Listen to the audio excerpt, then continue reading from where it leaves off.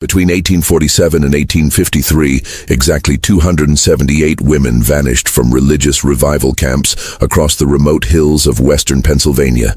Not died, not ran away, simply vanished. Their names were methodically erased from church records, their belongings distributed to charity, their families told they had been called to serve God elsewhere. For over a century, this systematic erasure remained buried in forgotten church archives until a demolition crew discovered something beneath the floorboards of the abandoned New Light Methodist camp in Clearfield County that made local authorities seal the site for 3 months. What they found challenges everything we thought we knew about American religious history and reveals a doctrine so disturbing that 3 separate denominations worked together to hide it from the world. Before we continue with the story of the New Light Methodist camp and the doctrine that consumed hundreds of women, I need you to do something. Subscribe to this channel right now, because this story has been suppressed for over 170 years, and there are forces that still don't want it told. Hit that subscribe button, ring the notification bell, and let me know in the comments what state you're listening from. Because this darkness spread far beyond Pennsylvania, and you might be surprised how close it came to your hometown. The truth about what happened in those camps begins not with the disappearances, but with the man who called himself Brother Ezekiel Mordecai, and the religious awakening that would become America's most carefully hidden nightmare.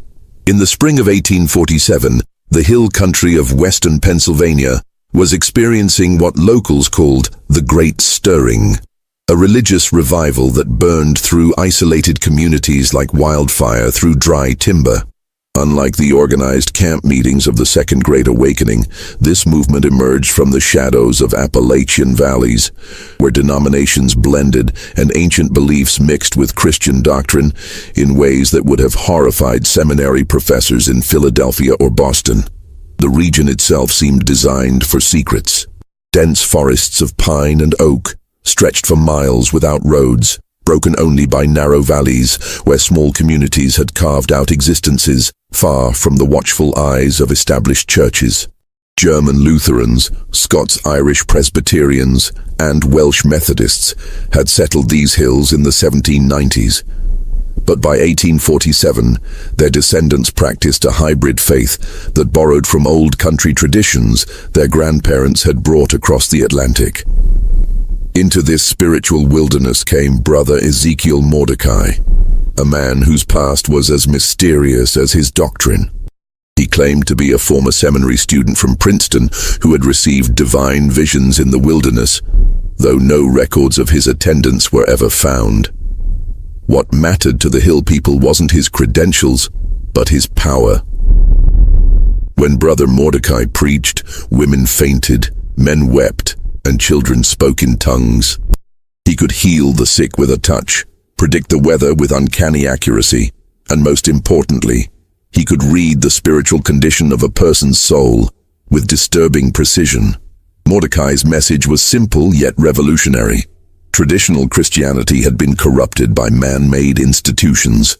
True salvation could only be achieved through complete surrender to God's will, as interpreted by those blessed with divine insight. He called his movement the New Light, not to be confused with the earlier New Light movement of the 1740s, but something entirely distinct and infinitely more dangerous.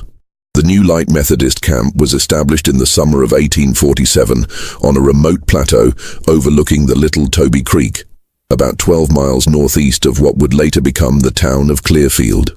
The site was chosen for its isolation, accessible only by a narrow mountain trail that wound through 3 miles of unmarked forest.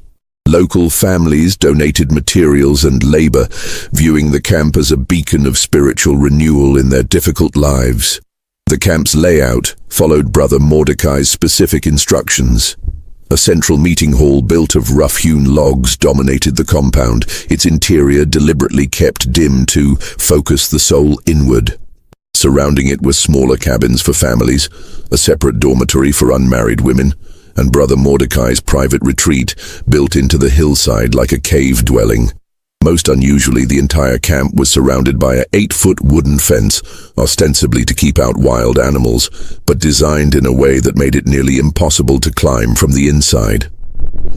The first families to join the camp were the Weatherbys, Pennsylvania Dutch farmers who had lost 2 children to typhoid the previous winter. Sarah Weatherby, a 34-year-old mother of 6, would become the first woman to disappear under what Brother Mordecai called divine translation. Her husband Abraham later told authorities that Sarah had been called to serve God in a higher capacity and seemed genuinely to believe this explanation, even as his remaining children asked when their mother would return. The camp's rules were strict, but not unusual for religious communities of the era. Men and women were separated except during worship services. Personal possessions were shared among the community. Most importantly, absolute obedience to Brother Mordecai's spiritual guidance was required, as he alone possessed the divine insight necessary to interpret God's will for each individual soul. What made the New Light Camp different from other religious communities was Brother Mordecai's doctrine of spiritual elevation. According to his teachings, certain individuals, almost exclusively women between the ages of 16 and 40, were chosen by God for special service that required them to transcend their earthly attachments. The process of achieving this transcendence was kept secret from the general community, known only to Brother Mordecai and his inner circle of 3 male assistants he called vessels of light. By the winter of 1847, the camp housed 43 families, approximately 180 people total. The community was largely self-sufficient, growing their own food, making their own clothes, and maintaining only minimal contact with the outside world. Children were educated within the camp, learning reading and writing from the Bible and from Brother Mordecai's own spiritual writings, which he claimed were divinely inspired. The isolation that made the camp spiritually pure also made it legally invisible. Pennsylvania's frontier counties had minimal law enforcement, and religious communities were generally left to govern themselves as long as they caused no trouble for their neighbors.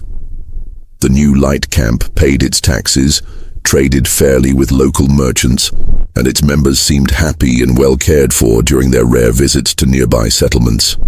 But beneath the surface of this spiritual paradise, something was already beginning to stir.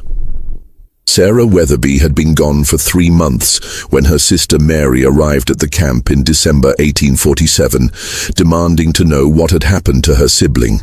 Brother Mordecai met with Mary privately, and after their conversation she emerged pale and shaken, telling her husband they must leave immediately.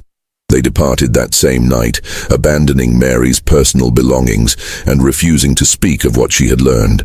The first systematic disappearance occurred on the night of January 15, 1848, during what Brother Mordecai called a night of revelation. The event had been building for weeks, with increasingly intense prayer sessions and private consultations between Brother Mordecai and select women in the community. The atmosphere in the camp had grown electric with anticipation, though most residents didn't understand what they were anticipating. Rebecca Stoltzfus, a 19-year-old newlywed from Lancaster County, had been marked for spiritual elevation 3 days earlier. Her husband, Jacob, a skilled carpenter who had helped build many of the camp's structures, was told that his wife had been chosen for a great honor, but that he must demonstrate his faith by accepting God's will without question. Rebecca herself seemed to glow with an inner light that week, spending hours in prayer and speaking often of visions she claimed to be receiving. The night of revelation began at sunset, with the entire community gathered in the central meeting hall. Brother Mordecai preached for nearly 3 hours about the necessity of complete surrender to divine will, using passages from the Old Testament about Abraham's willingness to sacrifice Isaac and the prophets who gave up everything to serve God. The congregation worked itself into a frenzy of religious ecstasy, with many speaking in tongues and others falling to the floor in apparent divine possession. At precisely 10 p.m., Brother Mordecai called Rebecca forward. She walked to the front of the hall as if in a trance, her face serene and her eyes fixed on something beyond the visible world. Brother Mordecai placed his hands on her shoulders and spoke words in what he claimed was the ancient Hebrew tongue, though several witnesses later noted that the sounds didn't resemble any known language. "Sister Rebecca has been chosen," Brother Mordecai announced, his voice carrying clearly through the silent hall. "She will ascend to serve God in a capacity that transcends earthly understanding. Let no one question this calling, for it comes from the Almighty Himself." Rebecca turned to face the congregation, her voice clear and steady. "I go willingly to serve the Lord in whatever capacity He requires. Do not mourn for me, for I am not dying but being born into a higher existence. Trust in Brother Mordecai's wisdom, for he alone can guide you toward the light." The ceremony continued until nearly midnight, with increasingly intense prayers and what Brother Mordecai called soul preparation rituals. Finally, Rebecca was led from the hall by Brother Mordecai and his 3 assistants. The congregation was instructed to remain in prayer until dawn, allowing their sister to complete her transition without earthly interference. When the sun rose on January 16th, Rebecca Stoltzfus was gone. Her husband Jacob was told that she had been translated, taken up by God to serve in a higher realm, similar to how Enoch had been taken up in the Old Testament. Her personal belongings were distributed among the community, and her name was formally removed from the camp's records. Jacob was encouraged to see her departure as a blessing, proof that God considered his wife worthy of the highest service. But Jacob Stoltzfus was not as easily convinced as Abraham Weatherby had been. That night, he attempted to search the camp for any sign of his wife, only to find his way blocked by Brother Mordecai's assistants.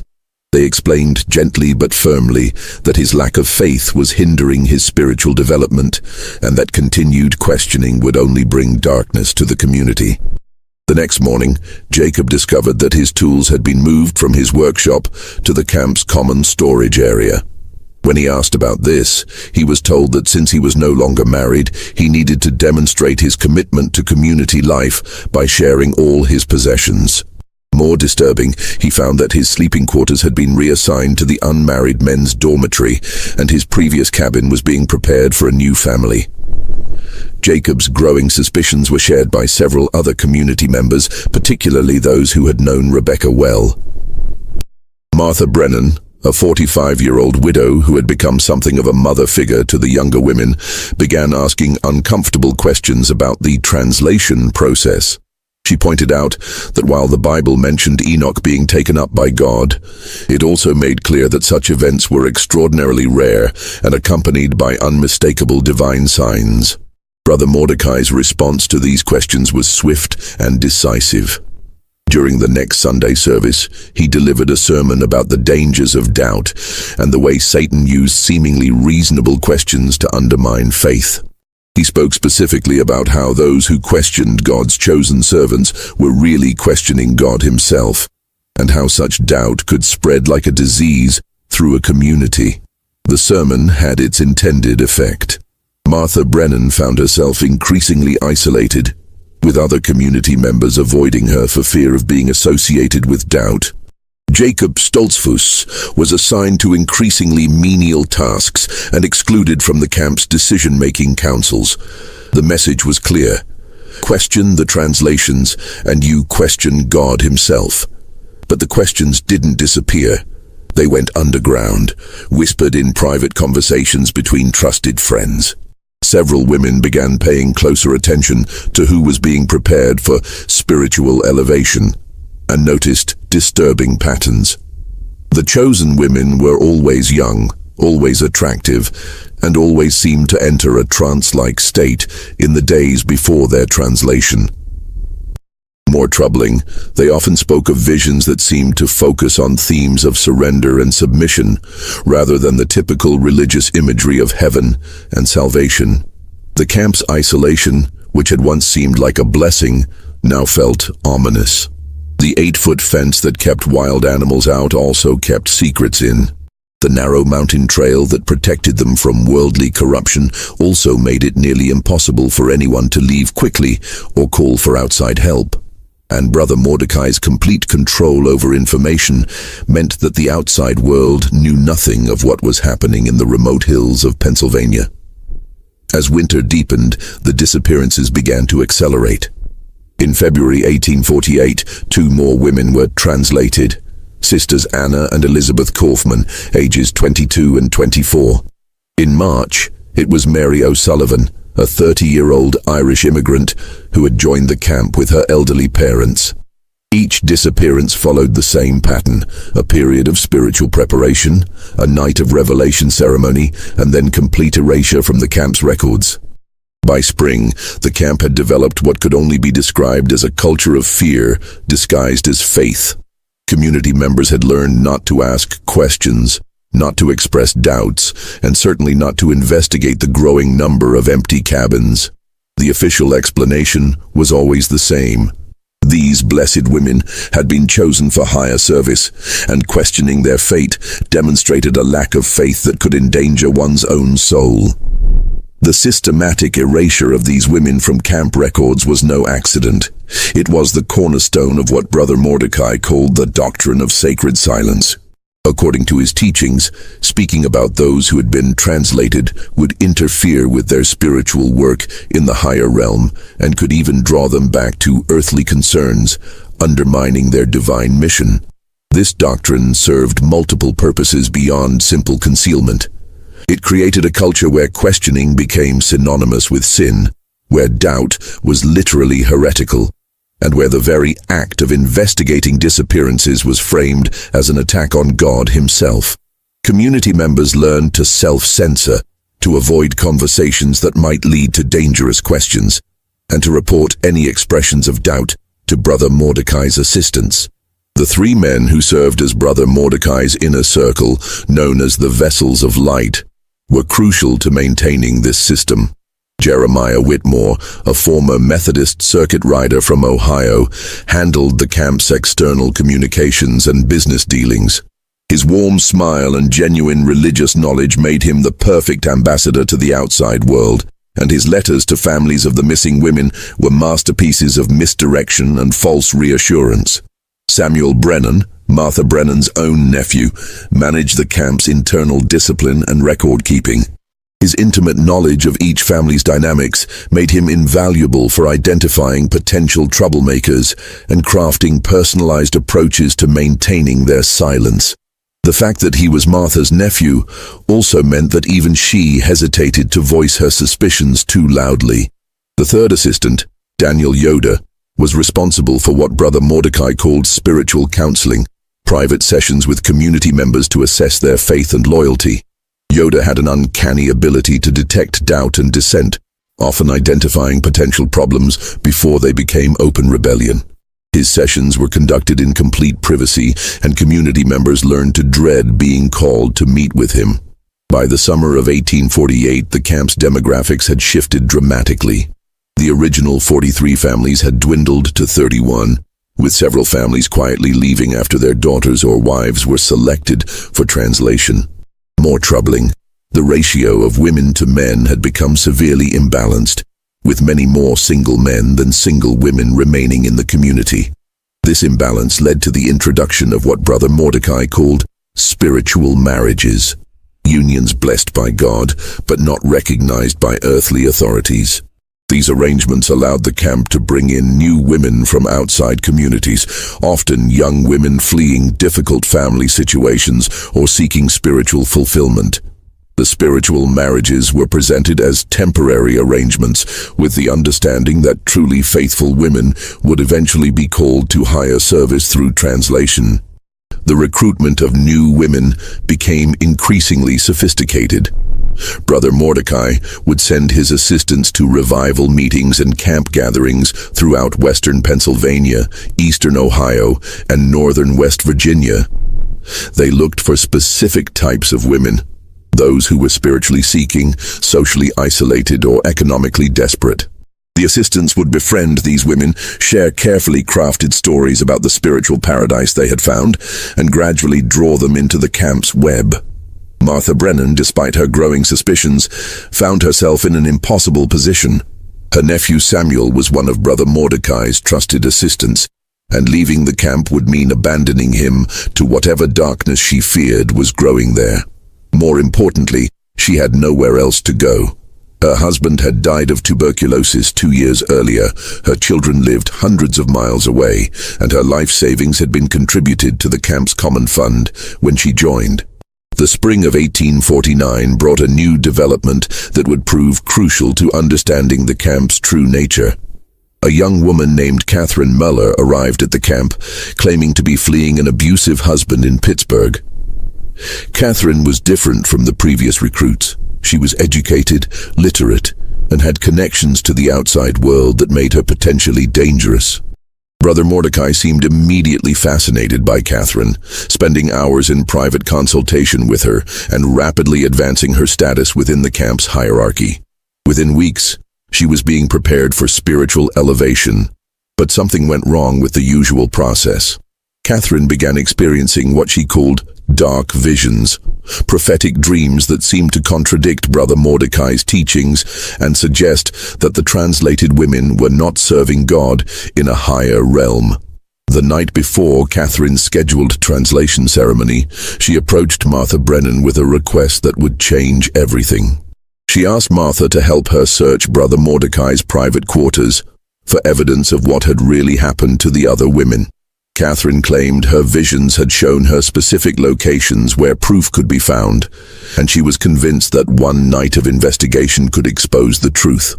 Martha initially refused, terrified of the consequences if they were caught. But Catherine's desperation and the accumulation of her own doubts finally overcame her fear. The two women agreed to meet at midnight, when the camp would be asleep and Brother Mordecai would be conducting his private communion with the divine. A nightly ritual that kept him occupied for hours. What they discovered in Brother Mordecai's quarters would haunt Martha Brennan for the rest of her life and provide the first concrete evidence of what had really happened to the 278 women who vanished from religious camps across Pennsylvania between 1847 and 1853. But their investigation would also set in motion a chain of events that would lead to the most carefully orchestrated cover-up in American religious history, involving not just Brother Mordecai's New Light movement, but established churches, local authorities, and powerful interests that reached all the way to the Pennsylvania state capitol. The search of Brother Mordecai's quarters began at 12:30 a.m. on June 3, 1849, when Martha Brennan and Catherine Muller crept through the camp's sleeping darkness toward the hillside retreat. The building was unlike any other structure in the camp, built partially underground, with thick stone walls and only one entrance. What struck both women immediately was the absolute silence that surrounded the building, as if even the night sounds of the forest avoided the place. Catherine had insisted on bringing a small lantern, despite the risk of detection, claiming her visions had shown her that they would need to examine written documents. Martha carried a set of master keys she had stolen from her nephew Samuel's quarters, keys that supposedly opened every lock in the camp for emergency purposes. The first room they entered appeared to be a normal study, shelves lined with religious texts, a simple wooden desk, and a narrow bed. But Catherine led Martha directly to a section of the wall that looked identical to the rest, running her hands along the stones until she found a concealed latch. When the hidden door swung open, both women were hit by a smell that made them gag.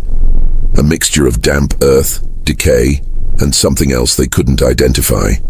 The hidden chamber was larger than the main room, carved directly into the hillside. The walls were covered with detailed drawings and writings that seemed to chronicle the fate of every woman who had been translated. But these weren't religious texts or spiritual testimonies. They were methodical records of what Brother Mordecai called the harvesting process. Martha's hands shook as she held the lantern while Catherine read from a leather-bound journal. The entries were written in Brother Mordecai's precise handwriting, each one documenting a woman's preparation for translation. The preparations involved weeks of isolation, specialized diets, and what the journal called spiritual conditioning, a process that seemed designed to break down the women's will and sense of reality. The most disturbing entries described the translation ceremonies themselves. What the community witnessed in the meeting hall was apparently only the beginning. After the women were led away, they were brought to this hidden chamber for what Brother Mordecai called the final elevation. The journal entries became increasingly cryptic when describing this process, but they made clear that the women were not being taken to serve God in any traditional sense. Catherine discovered a second journal that contained correspondence between Brother Mordecai and individuals identified only by initials. The letters discussed shipments and deliveries to locations in New York, Philadelphia, and as far south as Charleston. The correspondence wrote about quality merchandise and specialized training in language that made both women's blood run cold. But the most shocking discovery was a detailed map of Pennsylvania, Ohio, and West Virginia, marked with the locations of dozens of religious camps, revival sites, and isolated communities. Each location was annotated with numbers representing how many women had been harvested, and notes about the local authorities who had been brought into cooperation with the operation. The New Light Methodist camp was just one node in a network that stretched across 3 states. Other camps were operated by different religious leaders, all apparently connected to the same underlying organization. The map showed transportation routes, safe houses, and what appeared to be final destinations for the women who had been taken. Martha realized with growing horror that they had discovered evidence of what could only be described as a massive human trafficking operation. One that used religious communities as collection points and spiritual doctrine as a control mechanism. The women weren't being killed. They were being prepared for something worse, something that required them to be psychologically broken and completely separated from their previous lives. As they continued to search the chamber, Catherine found a collection of personal items that had belonged to the translated women. Jewelry, locks of hair, and small mementos that had been carefully preserved. Brother Mordecai had apparently kept trophies from each woman, arranged in a shrine-like display that suggested an obsession that went far beyond simple criminal enterprise. The final discovery was a schedule indicating that the next major harvesting was planned for the summer of 1849, with 12 women already selected for translation. Catherine's own name was at the top of the list, followed by Martha's. The realization that they had both been marked for removal sent them into a panic that nearly led to their detection. As they prepared to leave the chamber, Catherine insisted on taking several key documents as evidence. Martha begged her to leave everything undisturbed, fearing that Brother Mordecai would realize they had been discovered. Their argument was interrupted by the sound of footsteps approaching the building. Brother Mordecai's nightly communion was ending earlier than usual. The 2 women barely managed to escape through a window, leaving behind the lantern and several documents Catherine had scattered in her haste. They spent the rest of the night in Catherine's cabin, planning their escape from the camp and debating whether to contact authorities or simply flee to safety. Their decision was made for them the next morning, when Brother Mordecai announced during the breakfast gathering that Sister Catherine had received a powerful vision during the night, one that required immediate translation. The ceremony would be held that very evening, with no time for the usual preparation period. Martha realized that their nocturnal investigation had been discovered, and that Catherine's accelerated translation was actually her execution. But when she tried to warn Catherine, she discovered that the younger woman had vanished from her cabin sometime before dawn. A search revealed that all of Catherine's personal belongings had been removed, and other community members were already being told that she had been called away on urgent spiritual business. The speed with which Catherine had been disappeared demonstrated the efficiency of the operation Martha had uncovered. Brother Mordecai's network could identify threats, neutralize them, and cover up the evidence within hours. The realization that she might be next sent Martha into a desperate search for allies within the camp, only to discover that most of the remaining families were too frightened or too indoctrinated to help. Her nephew Samuel's reaction to her carefully worded questions convinced Martha that he was fully aware of the camp's true nature. His gentle suggestion that she might need spiritual counseling to address her recent troubles made it clear that she had been marked for special attention from Daniel Yoder, the assistant who specialized in identifying and dealing with potential problems. Martha's situation was now desperate. Catherine was gone, possibly dead, and the evidence of the trafficking operation was still hidden in Brother Mordecai's chamber. She had no allies in the camp, no way to contact outside authorities, and no means of escape that wouldn't immediately alert the camp's leadership to her intentions. But Catherine's disappearance had one unintended consequence. It confirmed Martha's suspicions and gave her the motivation she needed to risk everything in an attempt to expose the truth. If the women who had been translated were really being sold into slavery or worse, then someone had to speak for them, even if it meant sacrificing her own life. The question was how to get evidence to the outside world when she was trapped in an isolated camp surrounded by people who would report any suspicious activity to Brother Mordecai's assistants.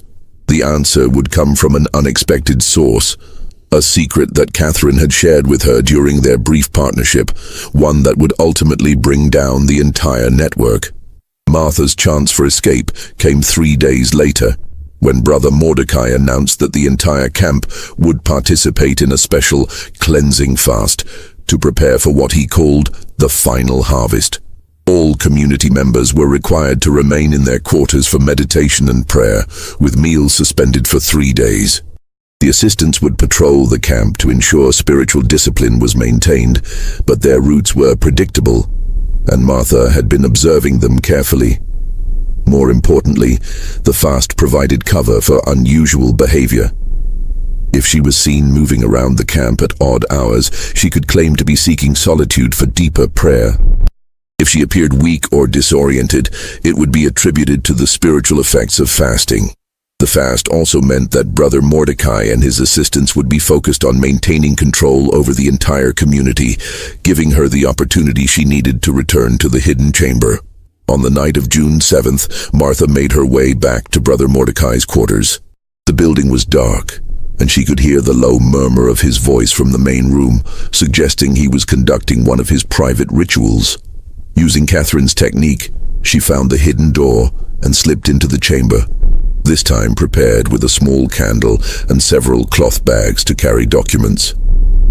What she found in the chamber had changed since her first visit. The shrine of personal items had been expanded to include Catherine's jewelry, confirming Martha's worst fears about the young woman's fate. More disturbing, new entries had been added to the journal, including detailed notes about Martha's own behavior and psychological profile. Brother Mordecai had been studying her, planning her eventual translation with the same methodical approach he used for all his victims. But Martha also found something Catherine had missed in their hurried first search: a loose floorboard that concealed a cache of correspondence with what appeared to be the operation's leadership. The letters were signed with the initials J.R. and postmarked from Philadelphia. They discussed the camp's productivity and provided instructions for expanding the network into new territories. The most revealing letter was dated just 2 weeks earlier and contained specific instructions for dealing with the Brennan problem. The writer demonstrated detailed knowledge of Martha's suspicions and recommended that she be processed immediately to prevent any risk of exposure. The letter also mentioned that the Mueller asset had been compromised and would need to be retired before her scheduled delivery. Martha realized that Catherine's appearance at the camp had not been coincidental. She had been sent by someone connected to the operation, possibly as an infiltrator or test of the camp's security. Her dark visions and knowledge of the hidden chamber suggested she had been given inside information. But something had gone wrong with her mission, leading to her own capture and disappearance. The implications were staggering. If the operation was sophisticated enough to plant agents within its own network, it suggested a level of organization and resources that went far beyond what a single religious leader could command. The network was being managed by professionals who understood intelligence gathering, psychological manipulation, and law enforcement evasion. As Martha continued reading, she discovered that the operation's reach extended into established churches, local government, and even federal agencies. Several letters mentioned cooperative arrangements with judges, sheriffs, and immigration officials who helped cover up the disappearances or provided legal protection for the network's activities. The most chilling document was a report analyzing the supply chain from religious camps to final destinations. It treated the women like commodities, analyzing which types were most valuable for different purposes and recommending strategies for increasing yield from each location. The report suggested that the operation was providing women not just for prostitution, but for private collectors, foreign buyers, and what it euphemistically called specialized services. Martha's hands trembled as she read entries describing women she had known personally. Their psychological profiles, their weaknesses, and the specific techniques used to break their resistance. The journal revealed that the spiritual conditioning process was actually a sophisticated form of psychological torture designed to destroy the women's sense of identity and will to resist. But the most horrifying discovery was a detailed plan for what Brother Mordecai called the final harvest. The summer of 1849 would see the simultaneous closure of 12 camps across 3 states, with all remaining women translated in a coordinated operation. The plan called for the camps to be abandoned, their records destroyed, and their leadership relocated to new territories further west. Martha realized that she had stumbled onto the network's exit strategy. After years of operation, the leadership had decided that the camps were becoming too risky to maintain.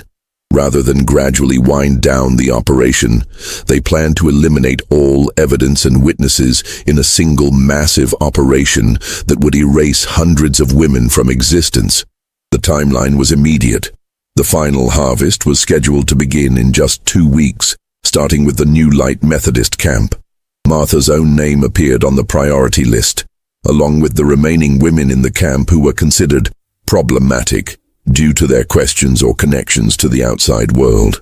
As she prepared to leave the chamber with her evidence, Martha heard footsteps approaching the building. But this time, they were moving with purpose, not the casual pace of Brother Mordecai's usual routines. She realized that her presence had been detected, possibly by one of the assistants conducting their patrol rounds. The footsteps stopped outside the chamber's entrance, and Martha heard the low murmur of voices. She was trapped, with no way to escape without confronting whoever was outside. The candle in her hand suddenly seemed impossibly bright, and she realized that its light might be visible under the door. As she extinguished the candle, plunging the chamber into complete darkness, Martha heard the unmistakable sound of keys being inserted into the lock. Someone was entering the main room of Brother Mordecai's quarters, and they would almost certainly discover the hidden chamber. In the darkness, Martha clutched the documents she had gathered, knowing they represented the only evidence that might save the women who were still alive.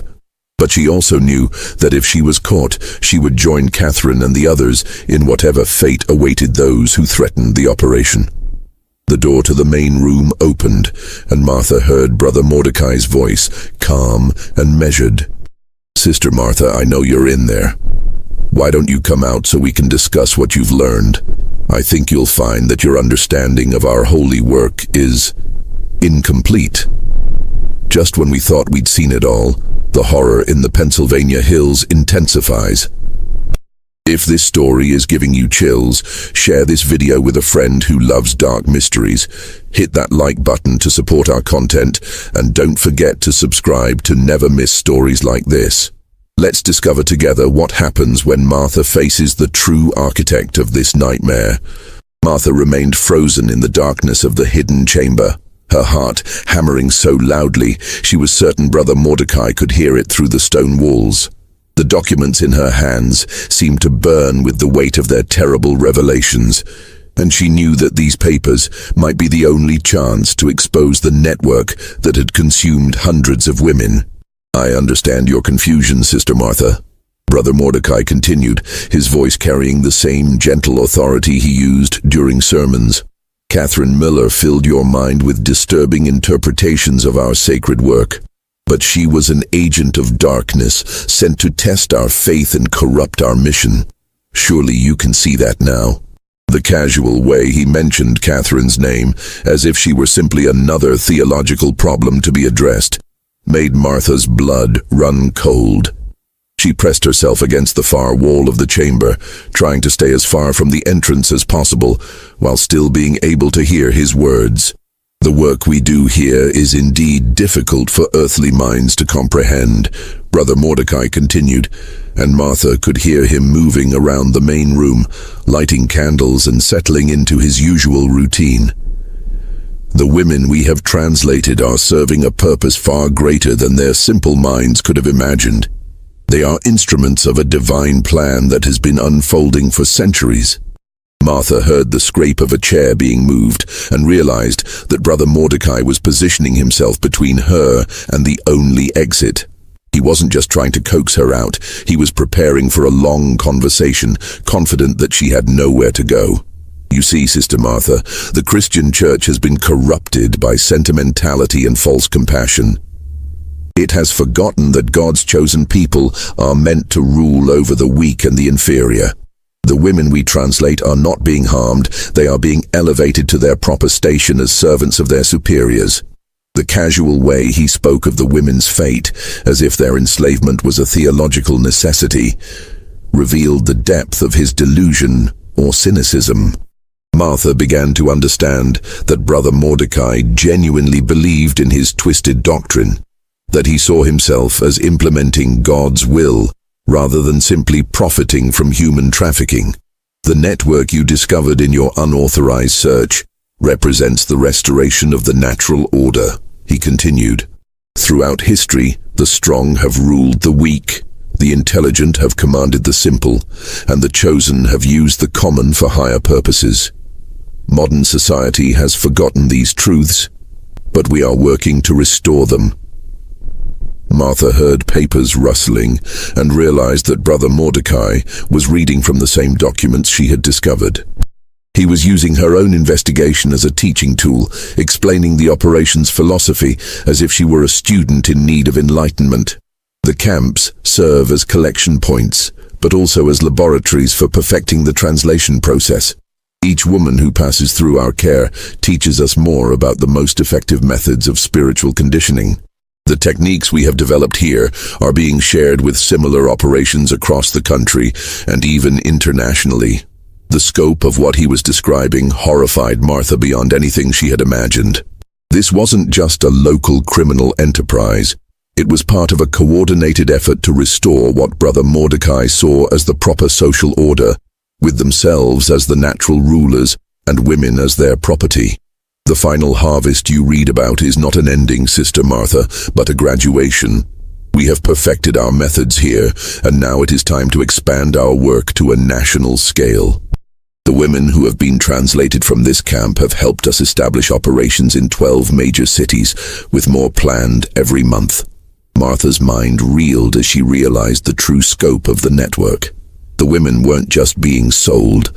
They were being used to establish new camps and recruitment centers, spreading the operation like a disease across the country. Each translation was actually helping to enslave more women in an ever-expanding web of exploitation. Your nephew Samuel has been particularly helpful in developing our psychological conditioning techniques, Brother Mordecai continued, and Martha felt a crushing sense of betrayal. His insights into human nature have allowed us to refine our methods considerably. He speaks very highly of your intelligence, which is why you are being offered a choice that others have not received.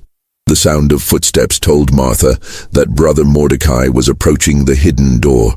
She pressed herself further into the shadows, clutching the documents that represented her only hope of exposing the truth. You can join us willingly, Sister Martha, and help us perfect our work. Your maternal instincts and natural authority would make you valuable in training new recruits. Or you can resist and be processed like the others. But either way, you will serve the greater purpose. The hidden door began to swing open and candlelight flickered into the chamber. Martha saw Brother Mordecai's silhouette in the doorway, but something was different about his appearance. Gone was the humble religious leader she had known. In his place stood a man whose eyes gleamed with the cold calculation of a predator who had cornered his prey. "The choice is yours, Sister Martha, willing servant or unwilling commodity, but you will serve." Martha made her decision in that instant. Rather than submit or attempt to negotiate, she threw herself toward the chamber's only window, a narrow opening she had noticed during her earlier search. The glass shattered as she crashed through it, and she felt sharp pain as the fragments cut her arms and face. She hit the ground hard, her ankle twisting painfully, but adrenaline kept her moving. Behind her, she could hear Brother Mordecai calling for his assistance, his calm demeanor finally cracking as he realized his prisoner had escaped. Martha ran through the dark forest, following paths she barely knew, guided only by her desperate need to reach the outside world with the evidence she carried. Every shadow seemed to hide one of Brother Mordecai's men. Every sound suggested pursuit, but she forced herself to keep moving despite the pain in her ankle and the blood flowing from her cuts. As she stumbled through the darkness, Martha heard the sound of horses behind her. The assistants were mounting an organized search, but she also heard something else that gave her hope. Dogs barking in the distance, suggesting that she was approaching the nearest settlement. The race through the forest became a nightmare of endurance and terror.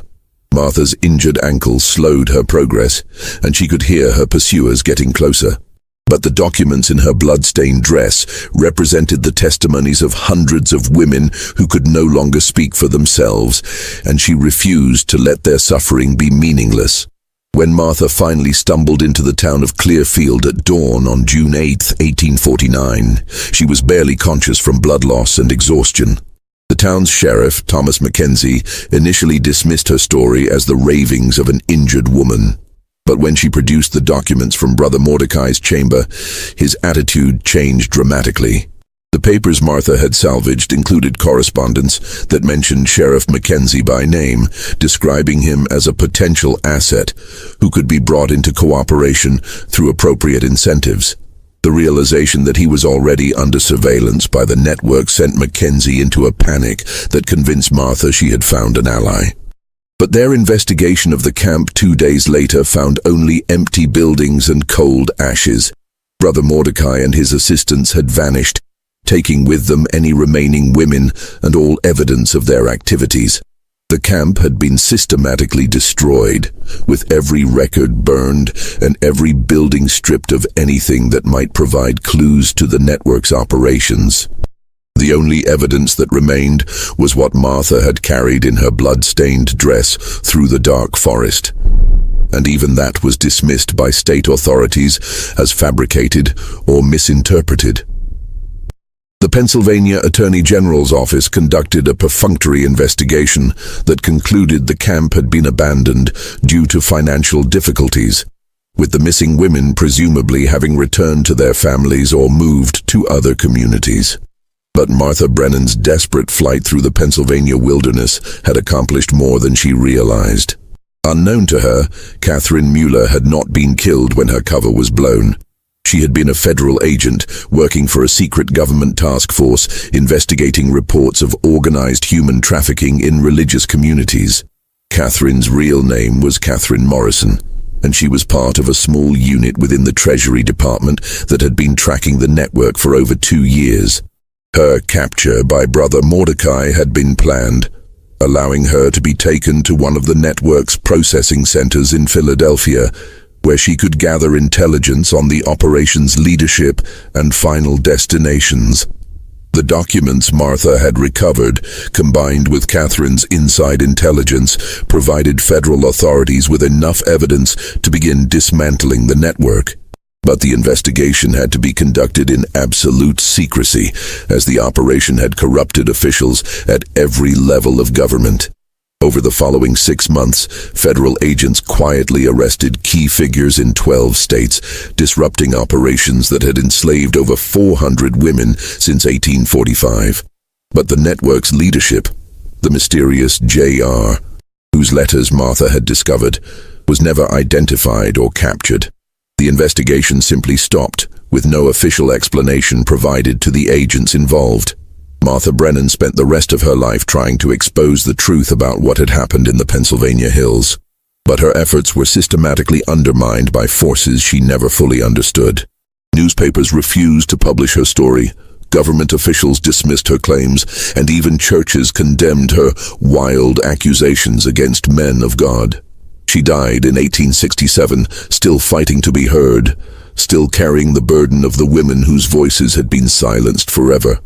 Her nephew Samuel disappeared during the federal raids and was never seen again. Brother Mordecai's fate remained unknown, though rumors placed him in California, Oregon, and even overseas, always one step ahead of the law. The official records of the New Light Methodist camp were destroyed in a clerical accident at the Pennsylvania State Archives in 1855. The federal investigation files were classified and remain sealed to this day. The campsite itself was sold to a mining company that stripped the hillside of timber and topsoil, erasing any physical evidence of what had occurred there. But the network Martha had exposed was larger and more resilient than anyone realized. Within 5 years of the federal raids, similar camps were operating in Kansas, Nebraska, and the Western Territories, using refined techniques developed through years of experimentation on the women of Pennsylvania. The final harvest that Martha had prevented in 1849 was simply postponed, not cancelled. Modern historians who have studied the fragmentary records of religious communities in 19th century America have noted unusual patterns in the demographic data from Pennsylvania, Ohio, and West Virginia during the 1840s and 1850s. Young women disappeared from census records at rates that cannot be explained by normal migration, marriage, or mortality patterns. The 278 women who vanished from religious camps between 1847 and 1853 represent only the documented cases from a single 3-state region. Federal estimates suggest that the actual number of victims nationwide may have exceeded 2,000, making it one of the largest human trafficking operations in American history. The demolition crew that discovered evidence beneath the New Light Methodist camp in 2019 found fragments of personal items and handwritten notes that corroborated Martha Brennan's testimony. But the site was quickly sealed by federal authorities, and the artifacts were classified under national security provisions that prevent their public examination. The doctrine that Brother Mordecai preached, the belief that certain people are naturally destined to rule over others, never disappeared. It evolved, adapted, and found new expressions in different eras and different contexts. The techniques of psychological conditioning developed in the Pennsylvania camps were refined and passed down through networks that continue to operate in various forms today. Martha Brennan's courage in exposing the truth saved the lives of dozens of women who would have been consumed by the final harvest. But her larger battle, against the forces that see human beings as commodities to be exploited, remains unfinished. The shadows she fled through in 1849 still exist, and they still hide predators who wrap their cruelty in the language of faith and righteousness.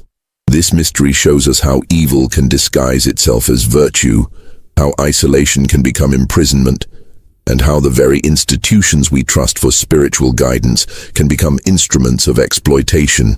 What do you think of this story? Do you believe everything was revealed, or are there darker truths still hidden in America's religious history? Leave your comment below. If you enjoyed this tale and want more horror stories like this, subscribe, hit the notification bell, and share with someone who loves mysteries. The shadows of the past are still with us, and only by shining light on them can we prevent history from repeating itself. See you in the next video.